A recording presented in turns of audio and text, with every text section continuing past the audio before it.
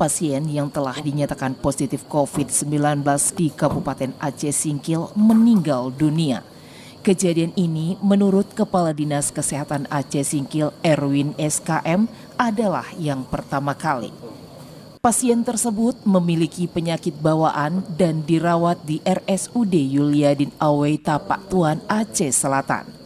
Pasien yang bernama inisial N pada tanggal 17 masuk rumah sakit dan pada tanggal 18 kita ambil swab dan dikirimkan.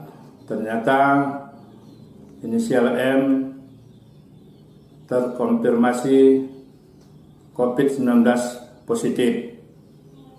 Lantas pada tanggal 21 Oktober karena kondisi kurang sehat atau memburuk, maka pihak rumah sakit merujuk ke rumah sakit Yuliadin Awey di Tapak Tuan.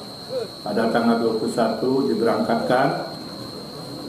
Setelah 7 hari, 8 hari lebih kurang,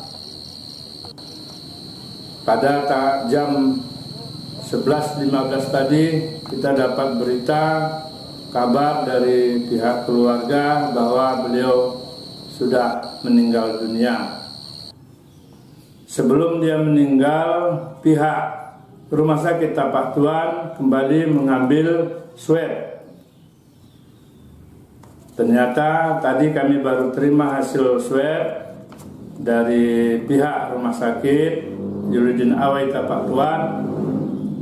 Dia masih terkonfirmasi positif.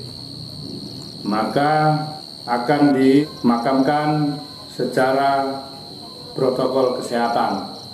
Almarhum inisial M ini orang pertama yang meninggal dunia yang terkonfirmasi positif di Aceh Singkil.